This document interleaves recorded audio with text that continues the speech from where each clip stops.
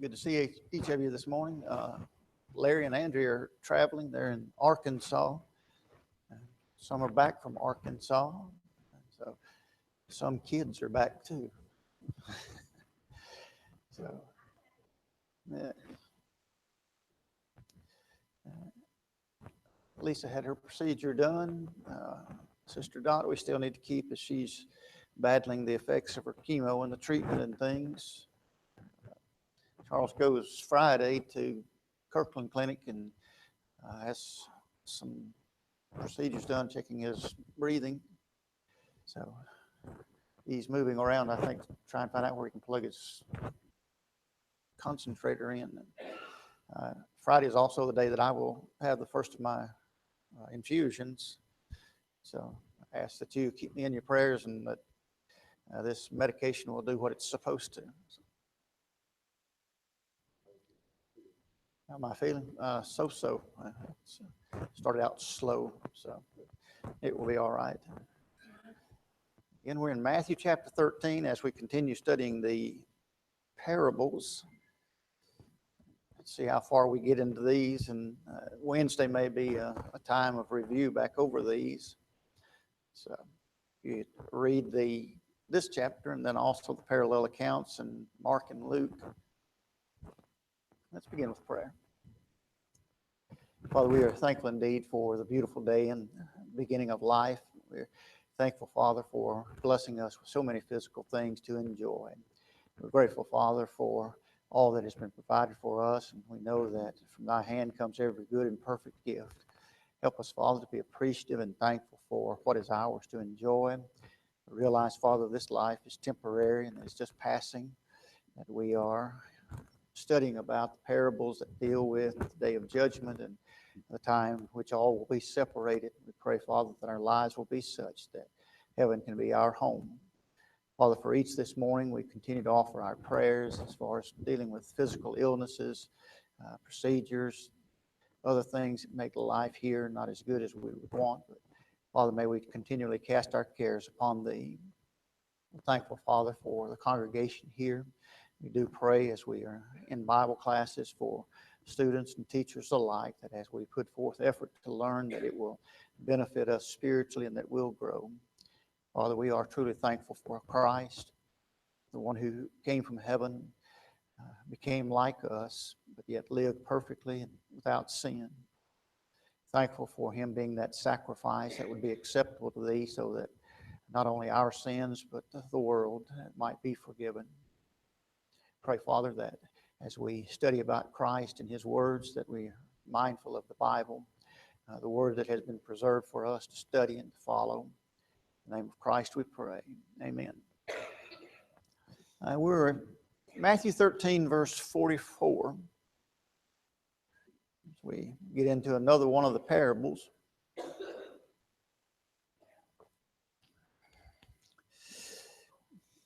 Again, what is a parable and why is Jesus using them here?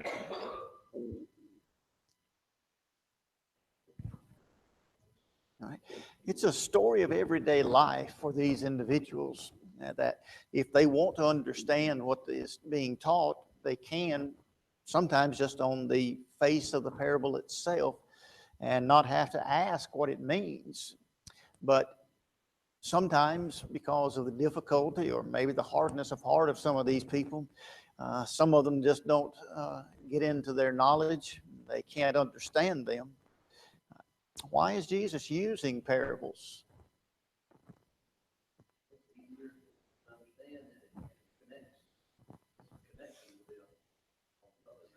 Right. One thing also, it says that he spake in parables also because that's what was prophesied about him, so that he would use these. But hopefully the use of these parables makes it easier to understand. But he went all the way through the Sermon on the Mount, 3 chapters, didn't use a parable there. And so Jesus incorporates different types of teaching in order to get his message to the most people in a way that they can understand. Matthew 13:44. Again, the kingdom of heaven is like unto treasure hid in a field, the which when a man hath found, he hideth, and for joy thereof goeth and selleth all that he hath, and buyeth that field. Now keep in mind that as we talked about parables, that every small detail that it may mention isn't necessarily what is trying to be impressed upon our thinking and for these individuals as well. It is just the main part of it that he is talking about and what's trying to be really impressed upon their mind.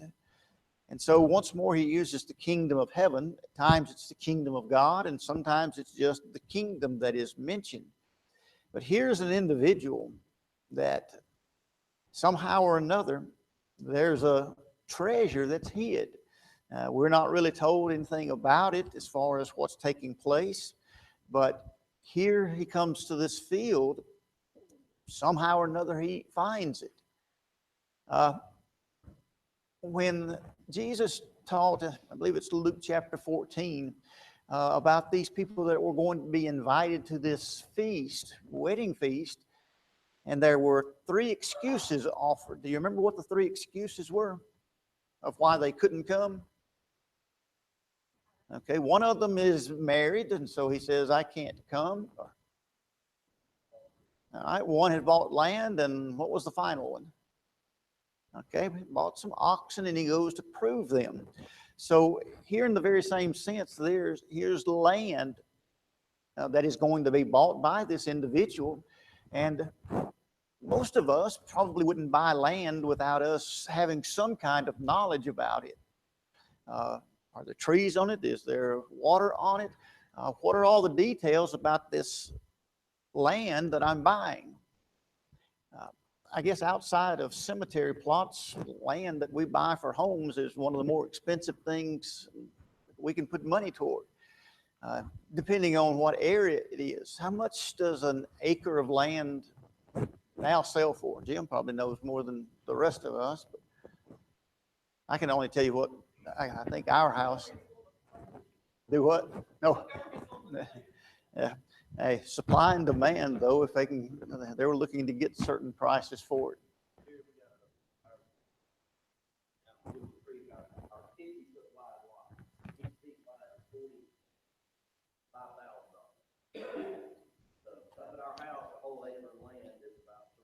Yeah. So the wide difference as far as whether it's out in the country and not developed or if it's in some type of a subdivision that new homes are being built on. I think on our house, it says they valued it something like 17.5. I'm sure that's probably not really what it's worth, but insurance likes to have it at a higher price so they can charge you higher as well. So here's the scene. This man has come across this field. Now, keep in mind, we studied about a field before, so we might be tempted to say, well, if that field here, and now we have another one that's mentioned, maybe they're the same things, and draw the same conclusions on. But keep in mind, all of these parables are separate teachings, and they might be emphasizing something different than what the other one has. So this treasure is hid in a field. So man hath found it. Here there's a treasure, it's hidden. Someone else comes along and finds it. Was it something that was hidden really, really good? Or was this man out to really examine this land and find out what's going to be its price? What is it going to be worth? But we know that occurs that somebody wants to make certain about it. Jim?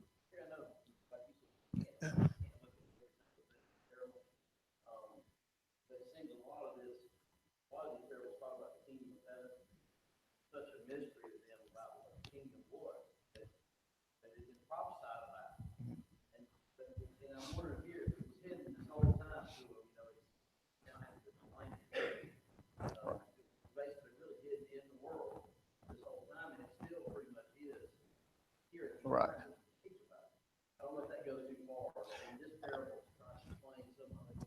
I wouldn't think so, because it's the same situation as far as the sower, that there were some who stopped their ears and closed their eyes so that they couldn't understand.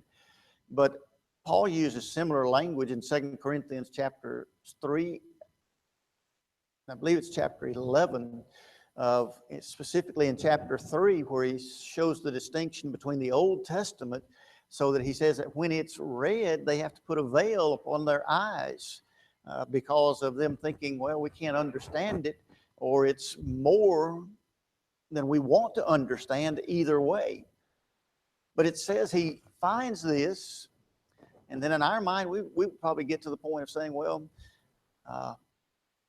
isn't this a little underhanded, how that he conceals it once more, or he puts it in a place that he thinks that nobody will find it before he gets to the original owner and then buys it? I have no idea about why this land is where it is and what it possesses. But this man is going to pay the asking price for it. He's really not doing anything underhanded. How long has that treasure been there? No idea. Did the owner of the land put it there? Maybe he's died and now no one knows about it, so it's just there. But whatever the case is, see the emphasis that he puts upon it's a treasure. What do we find true when Jesus speaks about laying up for ourselves things either here on this world or in heaven? It's a treasure. Where your heart is that the way it goes? He begins, first of all, by saying where your treasure is, that's where your heart is going to be. And so this man is simply doing the very same thing. He sees an earthly prize that can be gained, and he, for joy, we have a patio table out on our driveway, and I think lately I've seen 2 pennies that are underneath it that no one has bothered to pick up. They're both on heads, so you can pick them up, right? But most people don't see that that's valuable anymore. We probably say, why in the world do gas stations have 99 9/10? How in the world did they ever get to that? I know it has to go back to how they divided up the taxes, but how many of us bother with picking up a penny anymore? Tim does?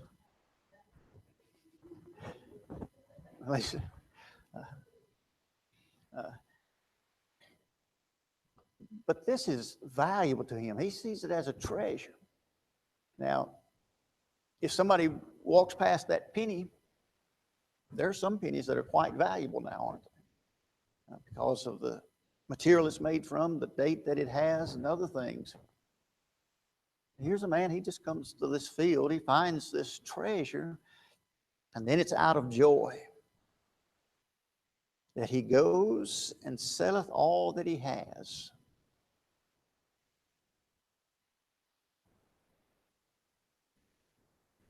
Here's the kingdom of heaven. The kingdom described in Colossians 1:13 that we have been translated into. We have been moved into it. How valuable do we think of the church? Because that's the kingdom on the earth.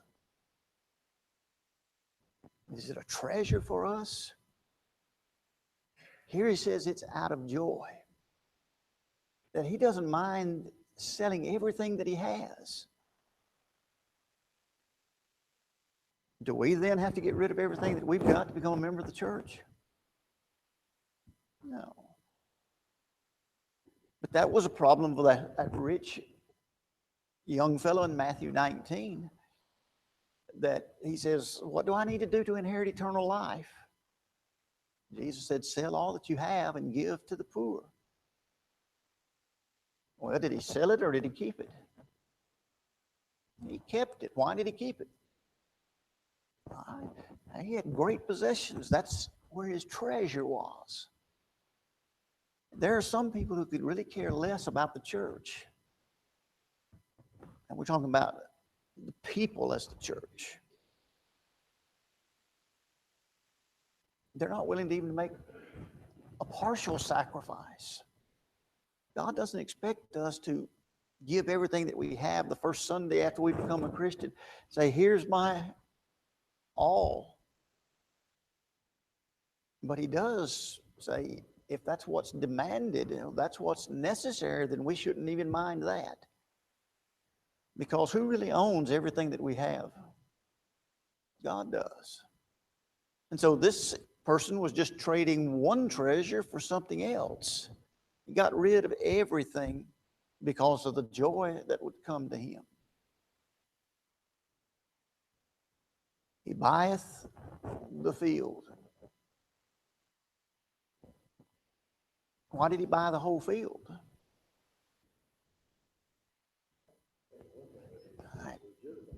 Wherever the treasure was, that's what he wanted to include. Now we can come up with all the excuses, or why didn't he just do this? Hey, why didn't he just pick up the treasure and off it goes?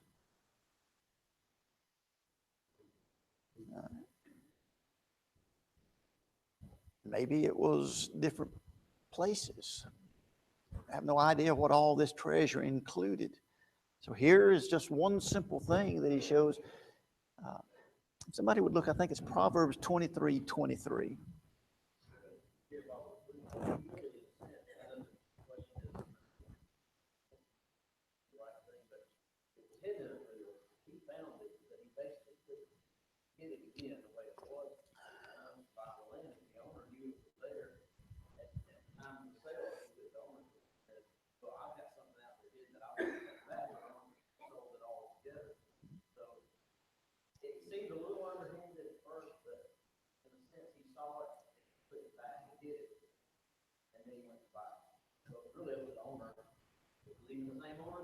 Right. Yeah. And maybe it's that we don't necessarily have to key in on the word hid. For something to be hid, it's just out of sight. Maybe it's some type of mineral rights that are there. Maybe he's the one who noticed, hey, there's a gold vein running in part of this. It's just me throwing it out that way. Proverbs 23:23, and then we'll come to you, Robert. Is that says something about truth, I hope. All right.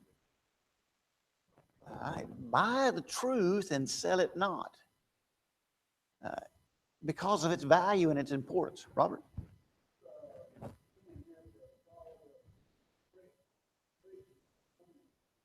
Mm-hmm.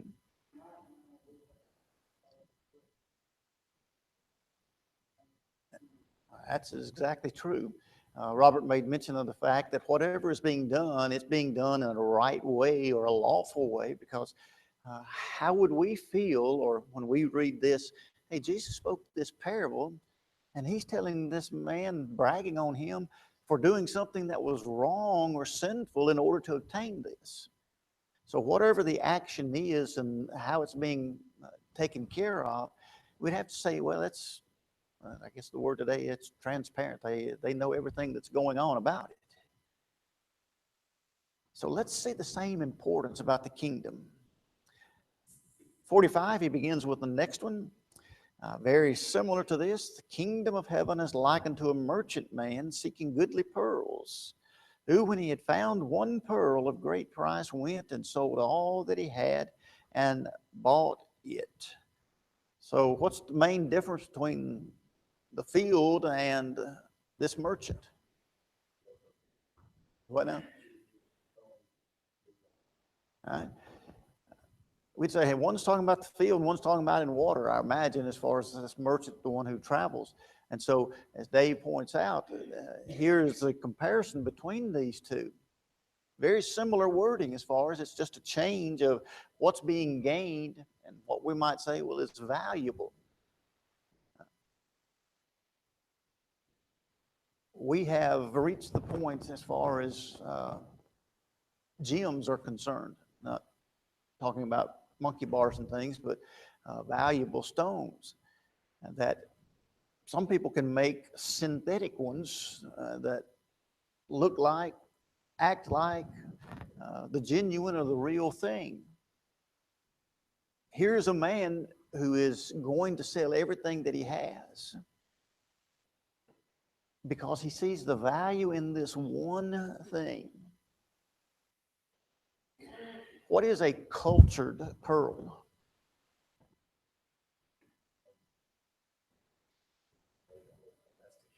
Okay. It's one that man has a part in as far as making it.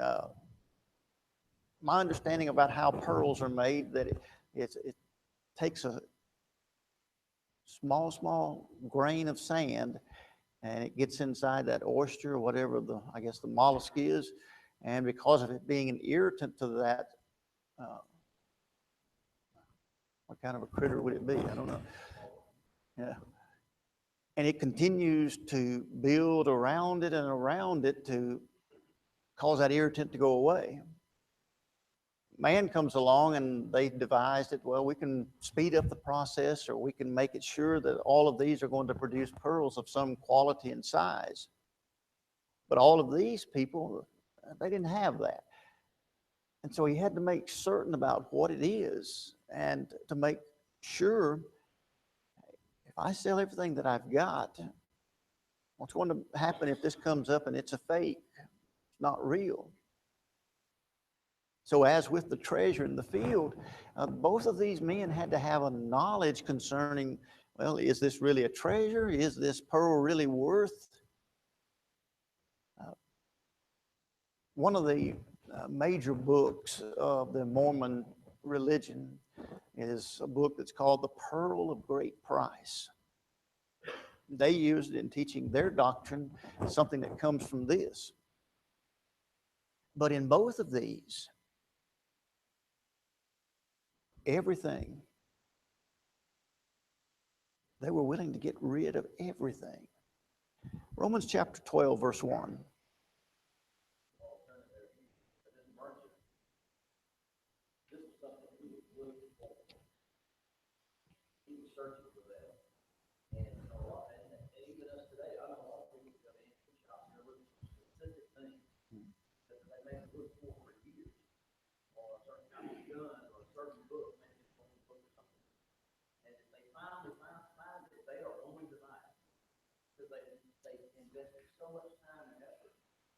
Over the years of looking for it, that there's no way they're going to walk out. I mean, it's when you look at it, obviously here, this was, he sold everything he had, but I've seen people spend a great amount of money, more than you ever think, because they look for that thing all these years. It may be the only time they ever find it in a store or such. It's the value of it.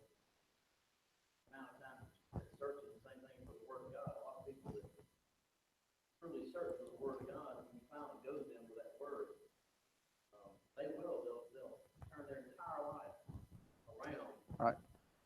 For that, it's something they've been looking for. Right. Jim is making mention that, and it's probably true of each of us, we might see something that's valuable to us, and you think it's nothing but a piece of junk. Romans 12:1, and we'll make some more comments about it.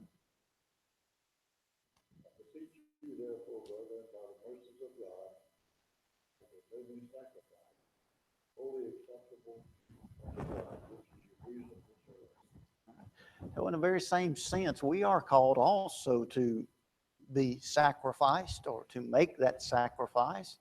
And Jesus, as we look at Luke 9:23, says the same thing. We have that cross, we have that sacrifice daily that we make unto Him. It may be that there's something that's been passed down from generation to generation within your home or your family, and it now sits in your house somewhere. What makes it valuable? Is it just simply the price tag, or is it the sentimental value that goes with it? So a lot of things come into the play here as far as, why is this valuable? But this man is willing, whatever he has as far as pearls before are nothing to compare to this one. Now, here again, we can't make every little thing stand out. But the Jews had divided into at least three more, but religious groups. And some believed one thing, some believed another.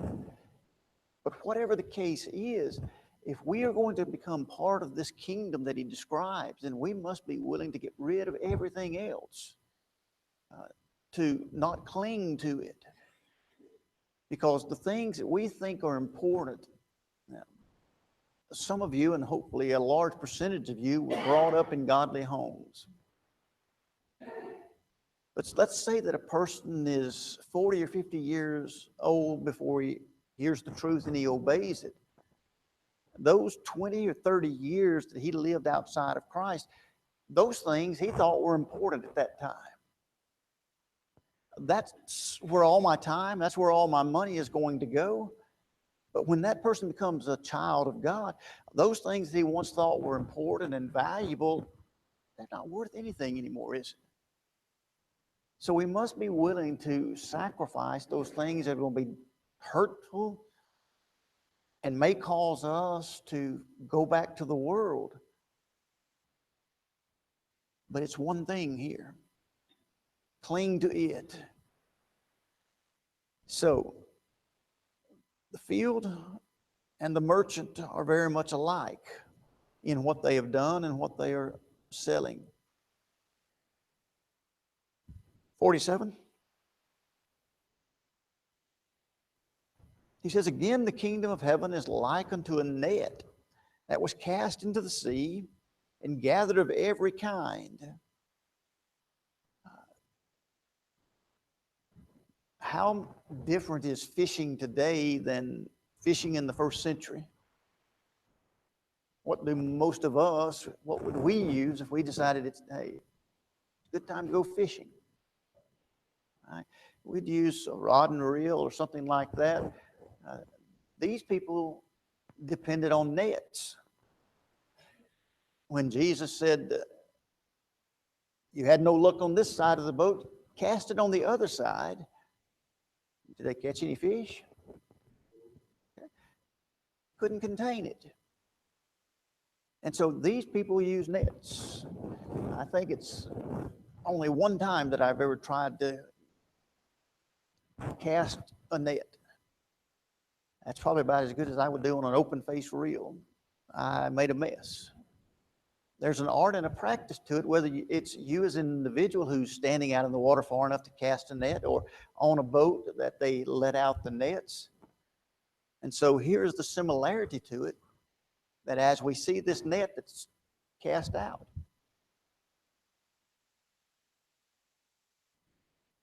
can you pick and choose when you throw out a net? Say, it's only for this kind of fish, nothing else. You're going to be stuck with right then everything that's inside. So here is the net that is going to be cast. Much like the one who sows good seed and then the enemy comes and the tares. Here again, there is a distinction between good and bad. What's going to be kept and what's going to be thrown away, as far as whether it's what we want to eat or whether it's something that don't care for. So it gathered of every kind. 48. Which when it was full, they drew to shore and sat down and gathered the good into vessels, but cast the bad away. Romans 1:16.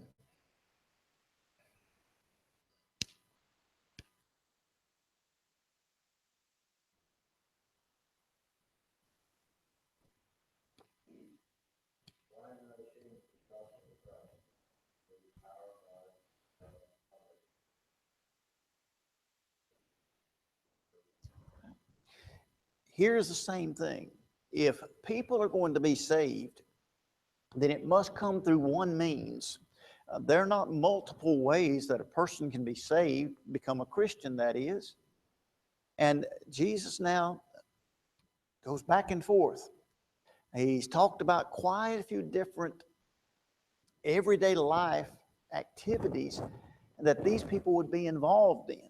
I think last Wednesday I said, Jesus is on this boat,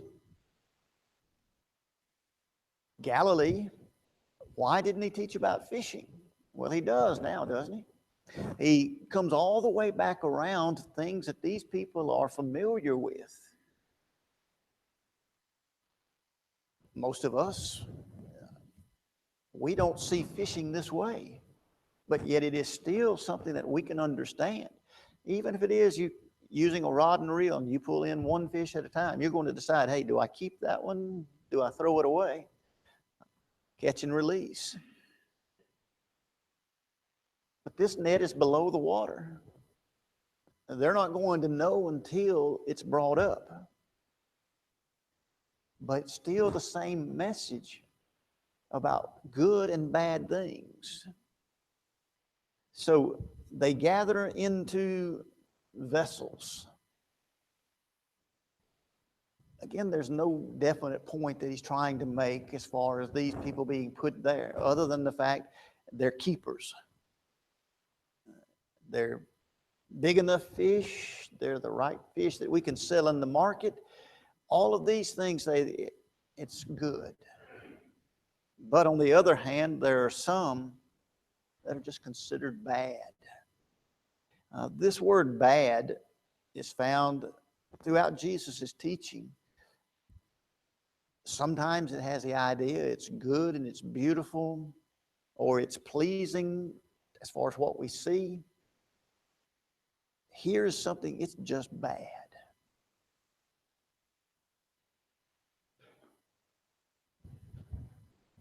We live in a world, and even religiously, as we think about Matthew 7 and the judgment that takes place, that nobody is really bad, are they? We can't make that claim about them. We can't point fingers at anyone and say, look at what they've done. Just think about the latest news. Alleged rape case.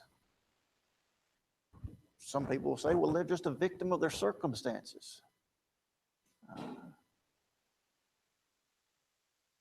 One, and she may be over all of the schools in that area, but she made this statement. Most of these people that are the illegal immigrants that come only have up to what we would say is a third-grade education. But here you have someone who's in the upper teens as far as age is concerned. You can't take that person who is that age and put them in a third or fourth grade class. So she said, what we do is we start them out in the freshman class. Even though they may have no grasp of the English language, there are bad people in the world. There are people who do evil things and wicked things. But here he describes this fish as just bad. Now, there may be fish that you say they're not worth eating or keeping. They just get rid of them automatically.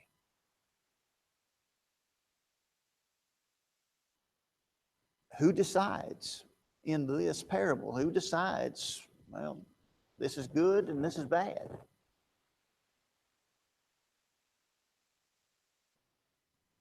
Okay. Not told, definitely, are we? But keep in mind again, he's teaching us about the kingdom of heaven.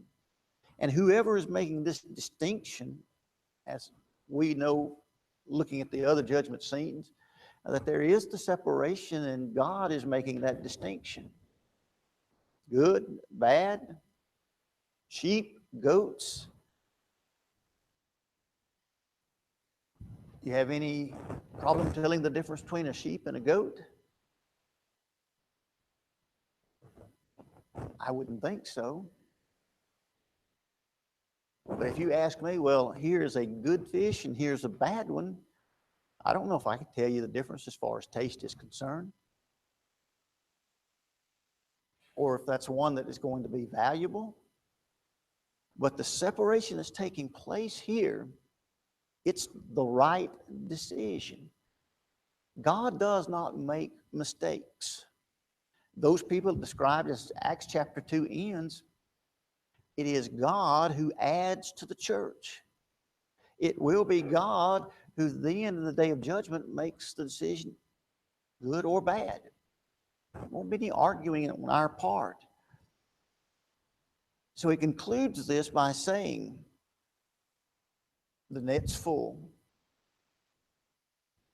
How many people live in our world today? A lot.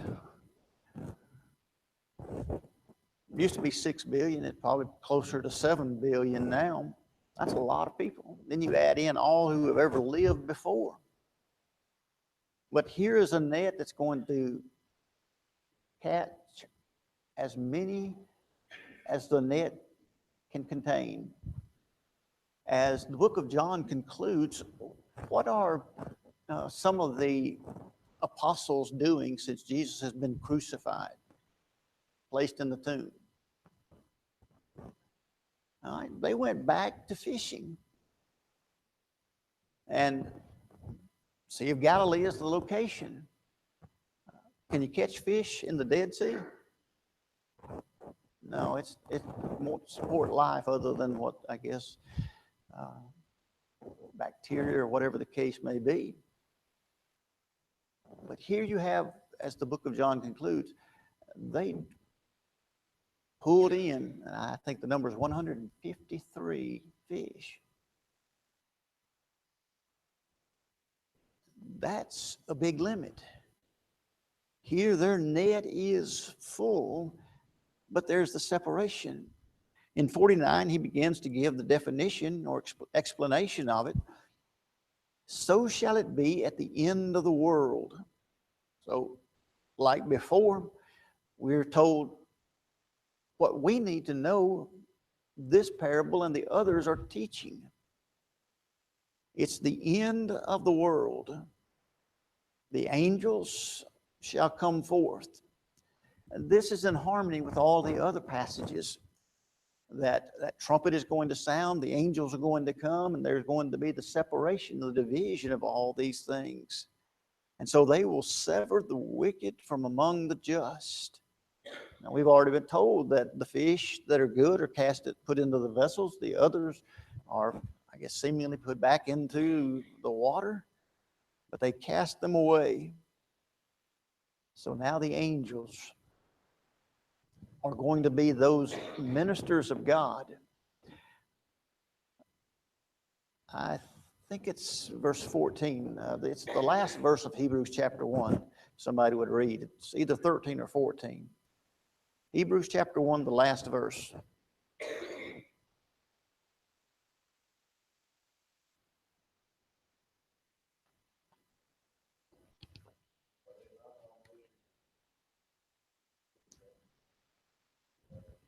All right. So here we have God using these angels as ministers. Here they are shown in Matthew 13 as that agency through which God makes this distinction, the separation of those. But he's talking about the end of the world. When is that going to happen? Don't have a clue. There's no way for us to know. Those fish swimming around in the Sea of Galilee didn't know that there was going to be a net thrown out and gather them together. There was no escaping, no way for them to be missed. That net was full. The separation took place.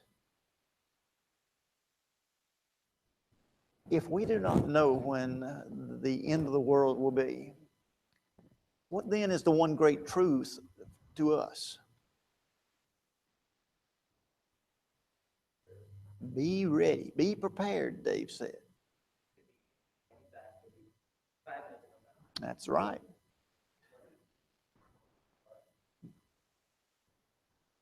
We don't know.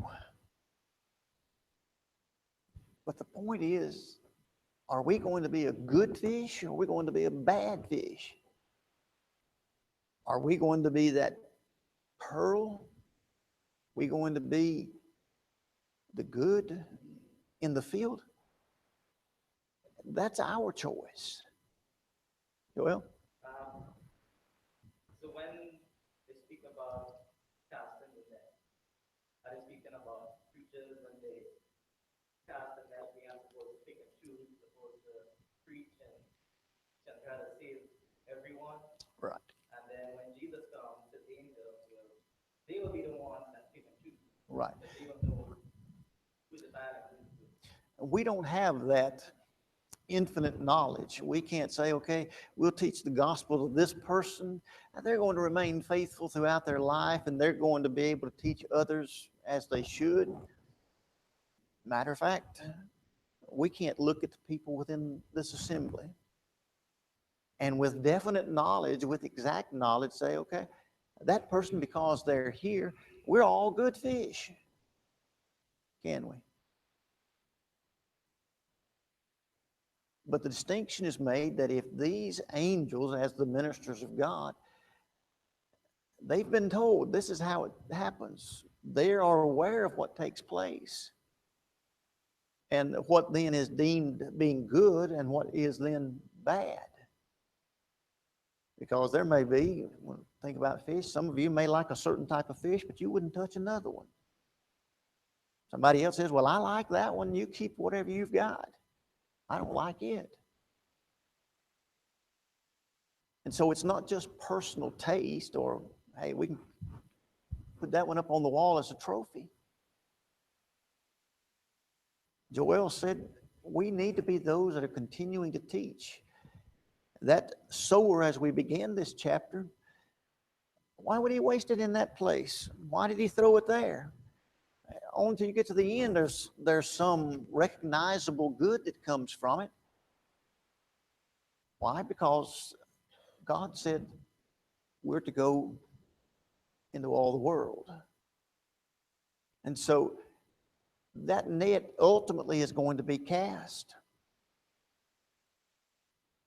It's going to be pulled in. That separation of where these angels sever the good, divide the good from the bad. But again, we don't know when that will be. There are sometimes cars that go by, even the building here. I don't know how they can hear inside their car because it vibrates the building. But as loud as that may sound, that's not going to be anything compared to when that trumpet sounds. It's all over the world. I guess in our history, as far as our country, there's the statement, the shot that was heard around the world. Now, that's only because of the revolution that was taking place, and therefore people were going to hear about it.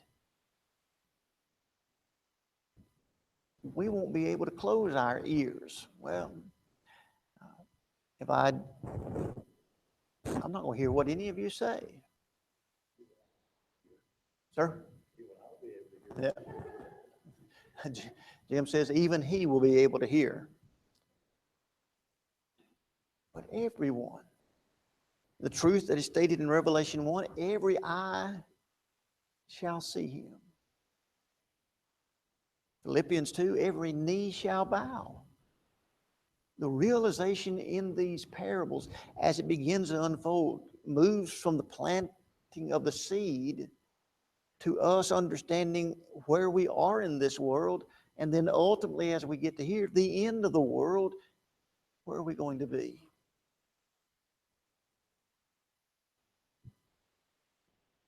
What position are we going to have?